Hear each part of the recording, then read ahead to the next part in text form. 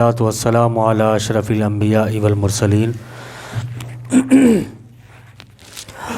نبینا محمد وعلی آلہ وصحبہ اجمعین ومن تبعہم بإحسان الی یوم الدین اما بعد اعوذ باللہ من الشیطان الرجیم بسم اللہ الرحمن الرحیم وانزلنا الیک الکتاب بالحق مصدقا لما بین یدیہ من الکتاب ومہیمنا علیہ فاحکم بینہم بما انزل اللہ ولا تتبع اہواءہم اما جاءک من الحق لکل جعلنا منکم شرعۃ ومنہاجا ولو شاء اللہ لجعلکم امۃ واحدہ الہ ومن احسن من اللہ حکما لقوم یوقنون۔ یہ سورہ مائدہ کی آیت نمبر 48 سے 50 تک آپ کے سامنے کل کے درس میں بھی رکھی گئی تھیں اور انہی آیات کو آج بھی پڑھا گیا ہے، کیونکہ یہ جو آیات آپ کے سامنے رکھی گئی تھیں ان کی تشریح مکمل طور پر سامنے نہیں آ پائی تھی، اسی وجہ سے ہم آگے کی بات کریں گے۔ جیسا کہ کل کے درس میں آپ نے سنا کہ اللہ رب العالمین کے اس قول کہ فاحکم بینہم بما انزل اللہ، اس سلسلے میں حافظ ابن کثیر رحمۃ اللہ علیہ لکھتے ہیں کہ ای فاحکم یا محمد بین الناس عربہم وعجمہم امیہم وکتابیہم بما انزل اللہ الیک فی ھذا الکتاب العظیم، کہ اس بابرکت کتاب میں، اس عظیم کتاب میں جو کچھ بھی آپ کی طرف نازل کیا گیا ہے، پوری کتاب میں، اس کتاب کے مطابق آپ لوگوں کے درمیان فیصلہ کریں جو بھی معاملات ان کے آتے ہیں۔ گویا فیصل یہ صرف اور صرف اللہ رب العالمین کی کتاب ہے، اس کے علاوہ کوئی دوسری کتاب فیصل نہیں ہو سکتی۔ ایک مومن اللہ پر ایمان لانے والا اللہ کی کتاب کو چھوڑ کر کسی دوسری کتاب کے ذریعے سے فیصلہ نہیں کروا سکتا۔ اگر وہ ایسا کروا رہا ہے تو وہ، جیسا کہ پچھلی آیات میں اس سے پہلے کہ ہم نے ذکر کیا، وہ اسی سورہ مائدہ کی آیتیں تھیں، آیت نمبر 44، 45 اور 47 سورہ مائدہ کی، کہ وَمَن لَّمْ يَحْكُم بِمَا أَنزَلَ اللَّهُ فَأُولَٰئِكَ هُمُ الْكَافِرُونَ أُولَٰئِكَ هُمُ الظَّالِمُونَ أُولَٰئِكَ هُمُ الْفَاسِقُونَ، یہ ذکر کیا گیا۔ تو یہ وہ کافر ہے، ظالم ہے، فاسق ہے اللہ رب العالمین کے فرمان کے مطابق۔ آدمی کے دماغ میں ایک سوال یہ پیدا ہوتا ہے کہ یہ جو آپ اقامت دین، شریعت کے نفاذ کی جو بات کرتے ہو، شریعت کے نفاذ کی جو آپ بات کر رہے ہو، یہ کتاب اللہ میں کہیں مذکور ہے یا نہیں ہے؟ تو کل جیسے ہم نے ذکر کیا تھا کہ انجیل کے ضمن میں ابن کثیر لکھتے ہیں کہ وَأَمَرَ أَهْلَهُ بِإِقَامَتِهِ وَاتِّبَاعِ مَا فِيهِ، اہل انجیل کو اس کو قائم کرنے کا حکم دیا گیا تھا۔ اور آگے یہ قول میں کہ فَاحْكُم بَيْنَهُم بِمَا أَنزَلَ اللَّهُ، کہ اے فاحکم یا محمد بین الناس عربہم وعجمہم امیہم وکتابیہم بما انزل اللہ الیک فی ھذا الکتاب العظیم، یہاں تک کہ آپ نے سماعت فرمایا تھا۔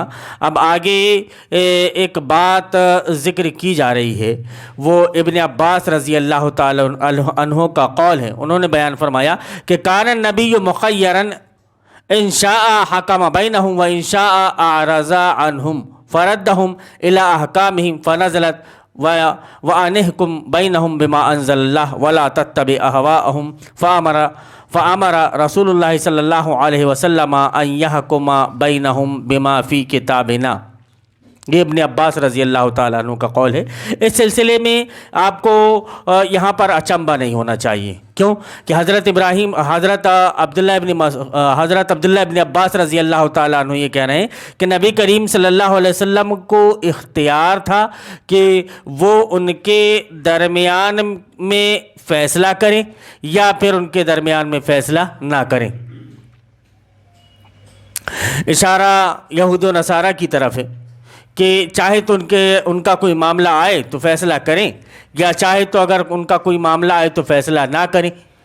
حضرت ابن عباس رضی اللہ تعالیٰ عنہ کہتے ہیں کہ یہ پہلے اختیار تھا، یہی وجہ تھی کہ جب ان کا معاملہ نبی کریم صلی اللہ علیہ وسلم کے پاس میں آیا تو آپ صلی اللہ علیہ وسلم نے ان سے یہ پوچھا تھا کہ تمہاری کتاب میں اس سلسلے میں کیا مذکور ہے، یہ پوچھا تھا۔ اللہ رب العالمین نے اس کے بعد میں ہی، کیونکہ یہ آیتیں جو آپ کے سامنے گزری، سورہ مائدہ کی آیت نمبر 44، آیت نمبر 45 اور آیت نمبر 47 کے بعد میں آیت 48 تا 50 آپ کے سامنے ذکر کی گئی، اور اس میں اللہ رب العالمین نے بیان فرمایا وَأَنزَلْنَا إِلَيْكَ الْكِتَابَ بِالْحَقِّ مُصَدِّقًا لِمَا بَيْنَ يَدَيْهِ مِنَ الْكِتَابِ وَمُهَيْمِنًا عَلَيْهِ فَاحْكُم بَيْنَهُم بِمَا أَنزَلَ اللَّهُ۔ اس سلسلے میں ابن عباس کہتے ہیں کہ نبی کریم صلی اللہ علیہ وسلم کو اس سلسلے میں پہلے اختیار تھا، اگر چاہے تو وہ فیصلہ کریں اور اگر چاہے تو چھوڑ دیں اس کو۔ فَرَدَّهُمْ إِلَىٰ أَحْكَامِهِمْ، تو ان کو لوٹا دیا گیا اپنے احکام کی طرف، ہے نا۔ فَنَزَلَتْ، تو اللہ رب العالمین نے یہ آیت نازل فرمائی وَأَنِحْكُمْ بَيْنَهُمْ بِمَا أَنزَلَ اللَّهُ۔ اب پہلے ایسا ہوتا تھا کہ ان کا جب کبھی کوئی معاملہ آپ کے پاس میں آیا تو آپ پوچھ لیتے تھے کہ تمہاری کتاب میں کیا مذکور ہے، پھر اس کے حساب سے آپ صلی اللہ علیہ وسلم فیصلہ کر دیتے تھے، اس کے مطابق آپ صلی اللہ علیہ وسلم فیصلہ کر دیتے تھے۔ لیکن یہاں پر اللہ رب العالمین نے آیت نازل فرمائی کہ اب ان سب کو تمہارے پاس فیصلہ کروانے کے لیے آنا تو ہے ہی، لیکن اب آپ ان کے درمیان جو فیصلہ کریں گے اپنی کتاب کے مطابق، جو آپ کے اوپر اللہ رب العالمین نے نازل کیا کتاب اللہ یعنی قرآن پاک، جس کو فرقان بھی کہا گیا،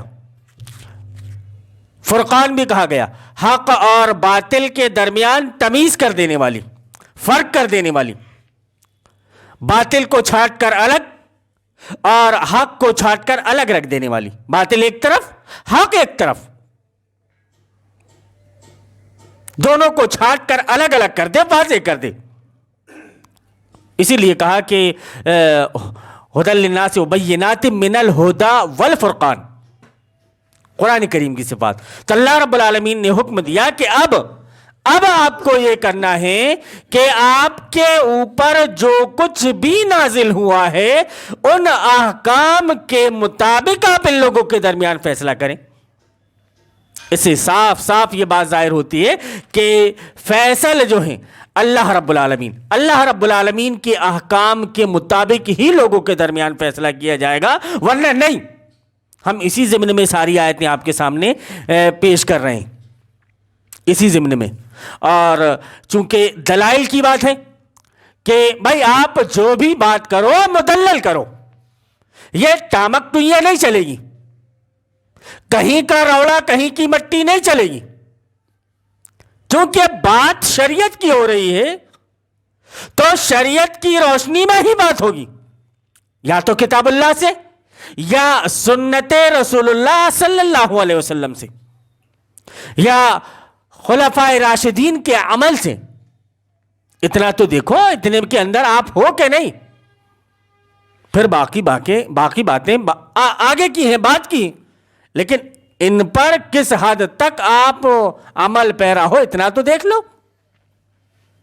نہیں وہ مولانا صاحب آپ کا نظریہ امام ابو حنیفہ کے متعلق کیا ہے، امام شافعی کے متعلق کیا ہے، امام احمد بن حنبل کے متعلق کیا ہے،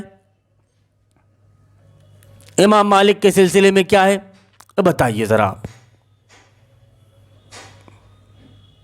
گویا پھر اس کے بعد میں اہل سنت والجماعت کے ہاں کیا ہے، اصحاب الحدیث اہل الحدیث کے ہاں کیا ہے، یا فرانے مسلک کے ہاں کیا ہے، ام کے مسلک کے ہاں کیا ہے، کون کیا کہتا ہے کہ بھئی ہمارے ہاں یہ نہیں چلتا، آپ جاؤ گے اگر کسی بھی مسلک کے سامنے جا کر اسلام کی بات رکھو گے تو وہ کہے گا کہ یار یہ ہمارے مسلک کی بات نہیں، ہمارے مسلک کی بات نہیں، جبکہ آپ اس کے سامنے قرآن کی بات کر رہے ہو کہ آدمی یہ بولتا ہے کہ ہمارے یہاں یہ سب نہیں چلے گا. ارے جبکہ بولنا یہ چاہیے کہ شریعت میں یہ سب کچھ نہیں چلے گا. تو بات سمجھ میں آتی ہے؟ نہیں، وہ ہماری مسجد میں ایسا نہیں ہوتا، تمہاری مسجد میں ایسا ہوگا تو ہوتا ہو. تو یہ مسجد والے اللہ کی عبادت کرتے ہیں اور یہ مسجد والے راوڑ کی عبادت کرتے ہیں، تبھی تو دونوں کے درمیان میں فرق ہوگا، تبھی کو دونوں مختلف ہیں. دونوں مختلف ہیں، ان کے نظریے الگ الگ، ان کی باتیں الگ الگ. ایسا تو نہیں ہے کہ ایک آدمی قرآن پڑھتا ہو نماز میں اور دوسرا آدمی رامائن پڑھتا ہو. ایسا ہے کیا؟ نہیں، قرآن یہ بھی پڑھتا ہے، قرآن یہ بھی پڑھتا ہے.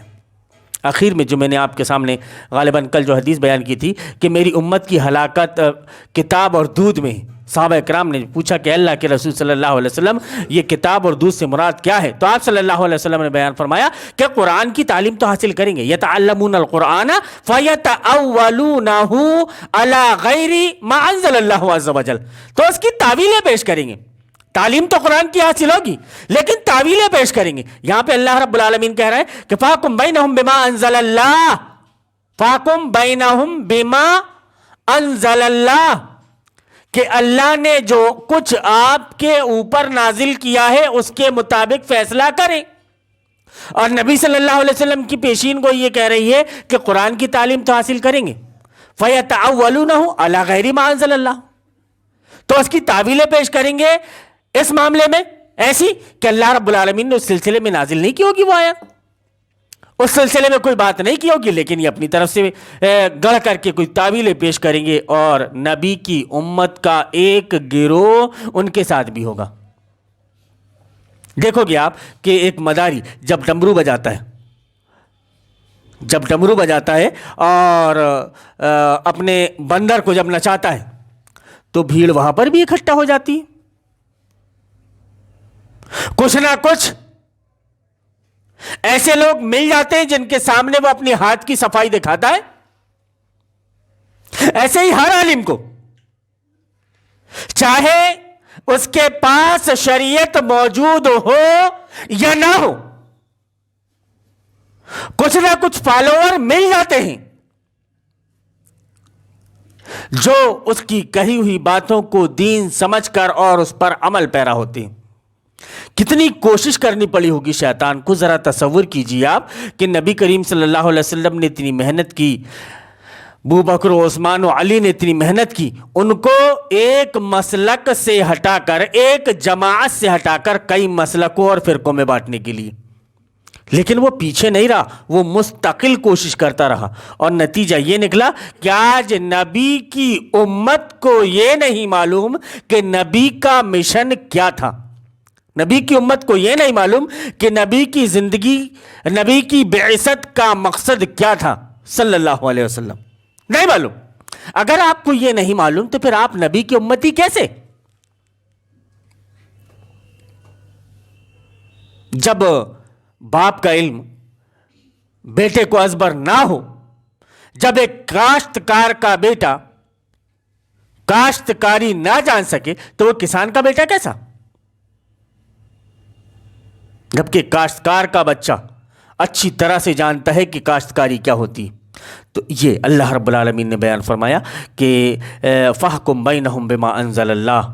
اللہ رب العالمین نے فرمایا کہ ان کے درمیان میں آپ فیصلہ اس کتاب سے کیجئے جو ہم نے آپ کے اوپر نازل کی. ابن عباس رضی اللہ تعالیٰ عنہ کہتے ہیں کہ وَأَنِحْكُمْ بَيْنَهُمْ بِمَا أَنزَلَ اللَّهُ. اللہ رب العالمین نے یہ آیت نازل فرمائی اور یہ کہا کہ وَلَا تَتَّبِعْ أَهْوَاءَهُمْ، ان کی خواہشات کی آپ پیروی نہ کریں. فَأَمَرَ رسول اللہ صلی اللہ علیہ وسلم أَن يَحْكُمَ بَيْنَهُمْ بِمَا فِي كِتَابِنَا. تو نبی کریم صلی اللہ علیہ وسلم نے یہ حکم دیا کہ ان کے درمیان جو فیصلہ کیا جائے گا وہ کس سے؟ بینہم بما فی کتابنا، جو ہماری کتاب کے اندر مذکور ہے. اب جو ہماری کتاب میں مذکور ہے وہ ہماری کتاب کیا ہے؟ ہماری کتاب کیا ہے؟ قرآن پاک۔ اس کے اندر جو مذکور ہے اس کتاب کے مطابق فیصلہ ہوگا، اس سے ہٹ کر کوئی دوسری چیز سے فیصلہ نہیں ہوگا۔ اور شریعت محمدی سے کیوں کہ شریعت محمدی صلی اللہ علیہ وسلم میں احادیث نبوی بھی آ جاتی ہے، نبی کریم صلی اللہ علیہ وسلم کی احادیث مبارکہ جو آپ صلی اللہ علیہ وسلم نے بیان فرمائی ہے۔ علماء کرام نے کہا کہ یہ وحی غیر مطلوع ہیں۔ وحی غیر مطلوع کا مطلب ایسی وحی جس کی تلاوت نہیں کی جاتی۔ وحی مطلوع قرآن پاک اور وحی غیر مطلوع احادیث پاک، یہ ہمارے لیے مکمل شریعت ہے۔ اب کوئی یہ بولے کہ شریعت مکمل نہیں ہوئی، الیوم اکملت لکم دینکم واتممت علیکم نعمتی نازل ہو جانے کے بعد میں، تو اس سے بڑا بدبخت کوئی نہیں۔ یہ سمجھ لیجئے آپ کہ وہ آپ کو راہ راست سے ہٹانے کی کوشش کر رہا ہے۔ آگے حافظ ابن کثیر رحمۃ اللہ علیہ بیان فرماتے ہیں کہ وَلَا تَتَّبِعْ أَهْوَاءَهُمْ أَيْ آرَاءَهُمْ الَّتِي اسْتَلَحُوا عَلَيْهَا وَتَرَكُوا بِسَبَبِهَا مَا أَنزَلَ اللَّهُ عَلَى رَسُولِهِ وَلِهَذَا قَالَ وَلَا تَتَّبِعْ أَهْوَاءَهُمْ أَمَّا جَاءَكَ مِنَ الْحَقِّ، کہ اشارہ اسی طرف ہے کہ اللہ رب العالمین کا یہ فرمان کہ ان کی خواہشات کی آپ پیروی نہ کرو، یعنی ان کی آراء، ان کے نظریات، ان کے خیالات کی، یعنی وہ اصطلاحات جو انہوں نے باضابطہ اپنی خواہشات کے مطابق بنا لی تھیں، وہ قوانین جو انہوں نے اپنی خواہشات کے مطابق بنا لیا تھا اور اس کو صرف اس وجہ سے چھوڑ دیا تھا کہ اللہ رب العالمین نے اپنے رسول جناب محمد رسول اللہ صلی اللہ علیہ وسلم کے اوپر کچھ نازل کر دیا ہے۔ اور وہ کیا نازل کیا؟ یہ کتاب پاک، اللہ رب العالمین کا قانون۔ ان کی خواہشات یہ تھی کہ بھائی کوئی اگر بڑا آدمی کچھ ایسا کرتا ہے تو اس کو آپ چھوڑ دو، بڑے آدمی سے کوئی گناہ سرزد ہوتا ہے تو اس کو ہلکی سزا دے دو، لیکن اگر وہی گناہ کوئی چھوٹا آدمی کرتا ہے تو اس کو وہی سزا دو۔ لیکن عوام اس وقت کی اتنی زیرک تھی اور اپنی بات کو منواتی تھی، وہ یہ کہتے تھے کہ آپ نے اس کے ساتھ میں اسی معاملے میں یہ فیصلہ کیا ہے تو اس کے ساتھ میں بھی وہی فیصلہ کریں۔ مجبوراً ان کو اپنی خواہش کے مطابق فیصلے بدلنے پڑے۔ اب ایسی جگہ میں جہاں پر اللہ کے قانون کو سرے سے نظر انداز کر دیا گیا ہو،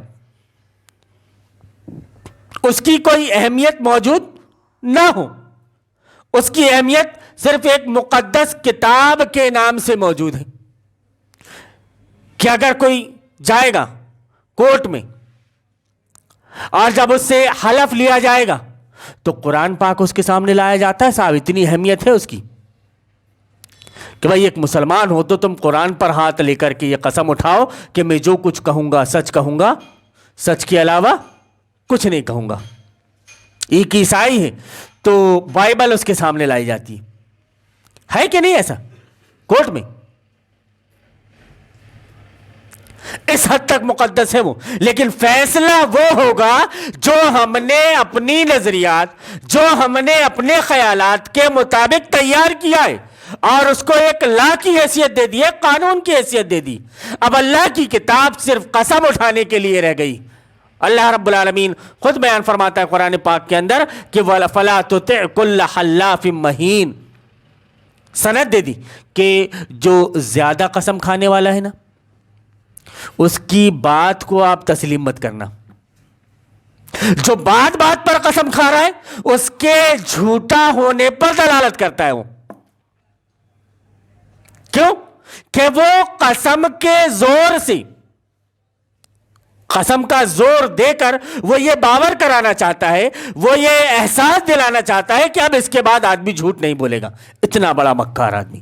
اللہ رب العالمین نے پہلے بیان فرما دیا کہ فَلَا تُطِعْ كُلَّ حَلَّافٍ مَّهِينٍ هَمَّازٍ مَّشَّاءٍ بِنَمِيمٍ مَّنَّاعٍ لِّلْخَيْرِ مُعْتَدٍ أَثِيمٍ عُتُلٍّ بَعْدَ ذَلِكَ زَنِيمٍ أَن كَانَ ذَا مَالٍ وَبَنِينَ۔ ایک پس منظر پورا اس کا آپ کے سامنے۔ قرآن پڑھیں گے ترجمے کے ساتھ میں تو آپ کو سمجھ میں آئے گا، نہیں پڑھیں گے نہیں آئے گا سمجھ میں۔ پھر آپ ایسے علماء کے چکر میں آ جائیں گے جو قرآن کی تعویلیں آپ کے سامنے کر رہے ہیں. قرآن کی آیتیں وہ پیش کریں گے اور ووٹ کو عین توحید آپ کے سامنے بتا دیں گے. گویا توحید بول کر وہ آپ سے شرک کروائیں گے اور آپ کو احساس تک نہیں ہوگا کہ آپ نے شرک جیسا عظیم گناہ کر لیا ہے. اب سارے اعمال آپ کے رائے گا اور برباد. سارے اعمال آپ کے رائے گا اور برباد ہو گئے. کچھ عمل آپ کا کام آنے والا نہیں. انہوں نے آپ کو راہ راست سے ہٹا دیا, گمراہ کر دیا. اسی لیے ہم یہ چاہتے ہیں کہ نبی کی امت کا رشتہ قرآن پاک سے جڑے. قرآن پاک سے جڑے. جب رشتہ قرآن پاک سے جڑے گا, جب اس کو مسلسل وہ پڑھتا رہے گا, تو ظاہر سی بات ہے اس کے دماغ میں کچھ نہ کچھ تو محفوظ ہوگا. ایک رکوع پڑھے گا تو کم سے کم اس کا مکمل خاکہ, اگر سمجھ کر اس نے پڑھا ہے تو مکمل خاکہ نہیں تو کم سے کم 2-4-5 باتیں تو اس کے دماغ میں گھر کر جائیں گی کہ یہ چیز ایسی ہے, شریعت میں یہ چیز ایسی ہے. لیکن نہیں, آپ نہیں پڑھ سکتے قرآن. آپ کو قرآن پڑھنے کے لیے, اس کا ترجمہ سمجھنے کے لیے 14-15 علوم کی ضرورت ہے صاحب. جب تک کہ آپ کو اتنے علوم نہیں آتے آپ قرآن نہیں سمجھ سکتے. پہلا پہوا اس نے لگا دیا. گویا کہ ہم ویسے ہی تھوڑے گئے تھے مدرسے میں گئے, مسلسل ہم نے تعلیم حاصل کی, تب جا کر ہمیں یہ علم آیا ہے. اب آپ گھر بیٹھے اگر علم حاصل کرنا چاہو تو نہیں کر سکتے. آپ کو مدرسہ جانا پڑے گا, اور پھر آدمی مدرسہ جانا نہیں چاہتا تو مولانا صاحب نے جو دین بتا دیا آدمی نے اسی کو دین سمجھ لیا. اسی کمزوری کو اچھی طرح سے پکڑا شیطان نے اور آپ کو گمراہ کر دیا.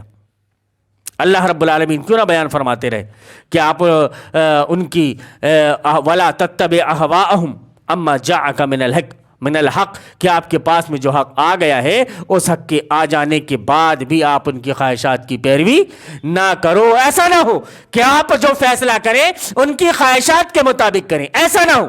اگر ایسا ہو رہا ہے تو آپ یہ سمجھ لو کہ ان کی طبیعت کے مطابق آپ فیصلہ کر رہے ہیں, شریعت کے مطابق فیصلہ آپ نہیں کر رہے. اگر آپ نے ایسا کیا تو ایسا کرنے کے بعد میں آپ نے ایسا شرک کیا جو آپ کے سارے اعمال کو رائے گا اور برباد کر دے گا. اب آپ اپنے اعمال برباد کروا لیں, پھر توقع نہ رکھیں کہ اللہ رب العالمین آپ کو جنت میں جگہ دے گا. آگے حافظ ابن کثیر رحمۃ اللہ علیہ لکھتے ہیں کہ اے لا تنصرف عن الحق الذي امرك الله به الى اهواء هؤلاء من الجهلة الاشقياء, کہ یہ بدنصیب اور جاہل گنوار جو ہم کہہ سکتے ہیں اپنی زبان میں, کہ ان لوگوں نے اپنی طرف سے ایسے احکام گڑھ لیے ہیں, ایسے قانون گڑھ لیے ہیں کہ جن کی اللہ تبارک و تعالیٰ نے کوئی اجازت نہیں دی, اللہ رب العالمین نے اجازت نہیں دی. انہوں نے بلکہ کیا یہ کہ اپنی طرف سے احکام کو گڑھ کر کتاب اللہ کو پس پشت ڈال دیا. اب آپ کتاب اللہ کو چھوڑ کر اگر ان کے احکام کو ترجیح دے رہے ہو تو گویا عملی طور پر بھی آپ نے کتاب اللہ کو اپنے پس پشت ڈال دیا. اب اس کی طرف تمہاری کوئی نظر نہیں, تمہارا کوئی خیال نہیں, تم اس سے عبرت لینا ہی نہیں چاہتے. اللہ رب العالمین تم کو ہدایت کہاں سے دے دے گا؟ تو اللہ کے نبی حافظ ابن کثیر رحمۃ اللہ علیہ یہ بیان فرماتے ہیں کہ اللہ تبارک و تعالیٰ نے آپ کو جو حکم دیا ہے اس حکم کو چھوڑ کر آپ ان کی خواہشات کی پیروی نہیں کر سکتے. تو یہ بتائیے آپ کہ آپ نظام باطل اور نظام باطل کے مینیفیسٹو, اس کے قانون اور اس کے سمویدھان کی کیسی پیروی کر سکتے ہو, جبکہ آپ کا عمل یہ ہو گیا کہ آپ نے کتاب اللہ کو پس پشت ڈال دیا. اور اگر آپ نے ایسا کیا ہے تو یہ جان لو آپ کہ آپ سزا کے لیے تیار رہو, اللہ رب العالمین آپ کو چھوڑنے والا نہیں. ہر نبی جتنے بھی نبی آئے, اللہ رب العالمین نے ہر نبی کو بھیجا اور ان کی زندگی کا ایک مقصد بیان کیا, اور وہ مقصد یہ کہ وَلَقَدْ بَعَثْنَا فِي كُلِّ أُمَّةٍ رَسُولًا أَنِ اعْبُدُوا اللَّهَ وَاجْتَنِبُوا الطَّاغُوتَ. کہ اللہ کی عبادت ہو اور طاغوت سے اجتناب ہو۔ اگر آپ طاغوت سے اجتناب نہیں کر رہے ہیں اور صرف اللہ کی عبادت کیے جا رہے ہیں تو آپ کی عبادت آپ کے کوئی کام آنے والی نہیں، کیونکہ آپ نے صرف عبادت کیا اور کلی طور پر آپ اطاعت غیر اللہ کی کر رہے ہو، کلی طور پر آپ اطاعت طاغوت کی کر رہے ہو۔ اللہ کی اطاعت کو آپ نے چھوڑ دیا، جبکہ اس نے بھیجا اسی لیے تھا کہ وہ فیصلے کریں۔ آگے کے درس میں ہم انشاءاللہ تفصیل کے ساتھ میں یہ اللہ رب العالمین نے جو بیان فرمایا، اللہ رب العالمین کا یہ قول، لِكُلٍّ جَعَلْنَا مِنْكُمْ شِرْعَةً وَمِنْهَاجًا، کہ ہم نے ہر ایک کے لیے جو شریعت تھی، شریعت بنایا، ایک راستہ، ایک طریقہ بنایا۔ اب وہ راستہ کیا ہے، وہ طریقہ کیا ہے، اس سلسلے میں علماء کرام نے کیا بیان کیا ہے، احادیث پاک میں کیا موجود ہے، یہ چیزیں تفصیل سے ہم آپ کے سامنے لائیں گے۔ ابھی ہم نے کچھ ہی باتیں آپ کے سامنے کی اور بہت سی چیزیں آپ کو سمجھ میں آ گئی ہوں گی کہ نبی کریم صلی اللہ علیہ وسلم کو بھی کچھ ایسا اختیار نہیں ہے کہ وہ اپنی طرف سے کچھ کریں۔ اللہ تبارک و تعالیٰ کی طرف سے جو حکم ہوتا تھا بس وہ وہی کر دیتے تھے۔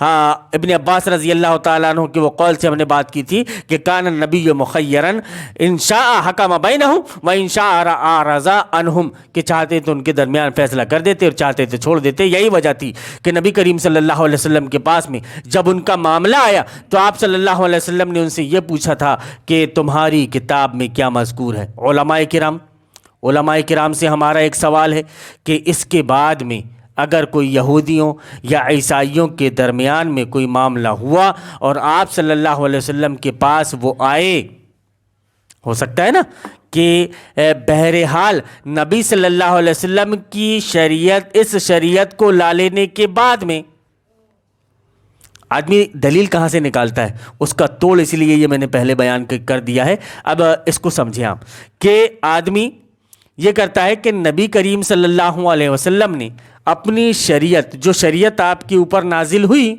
اس شریعت کو چھوڑ کر جو پہلے کی شریعت تھی، دوسری شریعت جو آپ کے آنے کے بعد منسوخ ہو گئی، اس شریعت سے فیصلہ کیا۔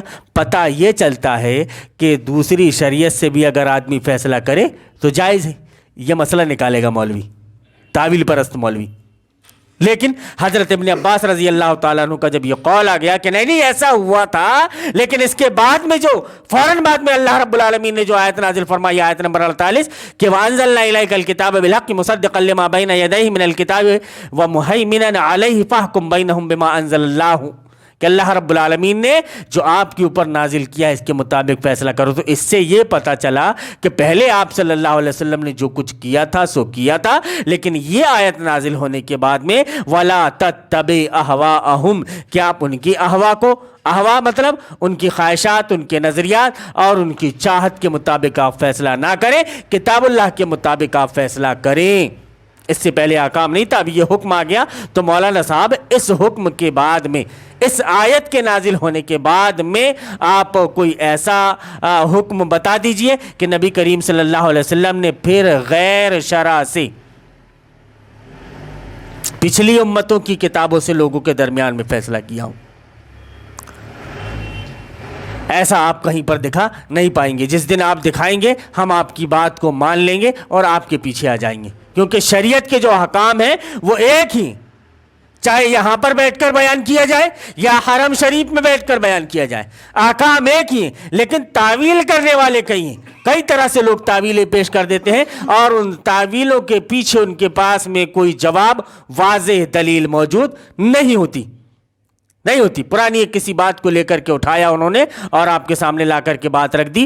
نبی کا ایک عام امتی ان کی اس بات کو تسلیم کر لیتا ہے۔ اب اگر آپ ان کی اس بات کو تسلیم کر لیتے ہو تو آپ غیر محسوس طریقے سے، ایسے غیر محسوس طریقے سے اسلام سے نکل جاؤ گے کہ آپ کو احساس تک نہیں ہوگا اور تمہارے اعمال بھی برباد ہو جائیں گے، اور پھر جب کل مر کے اللہ رب العالمین کے پاس جاؤ گے تو اپنے اعمال کا حساب کتاب نہیں دے سکو گے۔ اللہ رب العالمین سے دعا ہے کہ اللہ رب العالمین تو ہمیں توفیق دے کہ ہماری زندگی کتاب اللہ شریعت اور کتاب اللہ اور سنت رسول اللہ کے مطابق گزرنے لگے، اور ہمارے درمیان جو بھی فیصلے ہوں وہ کتاب اللہ اور سنت رسول اللہ کے مطابق ہوں۔ اللہم ارنا الحق حقا وارزقنا اتباعہ وارنا الباطل باطلا وارزقنا اجتنابہ، آمین یا رب العالمین۔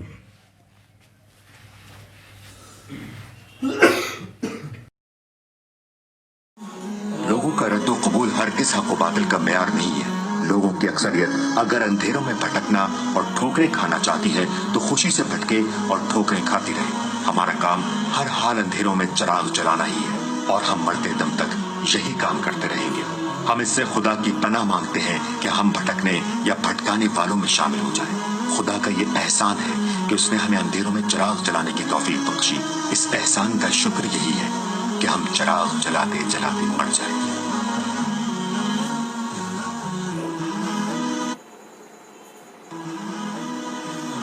یہ شریعت بزدلوں اور نامردوں کے لیے نہیں اتری ہے، نفس کے بندوں اور دنیا کے غلاموں کے لیے نہیں اتری ہے۔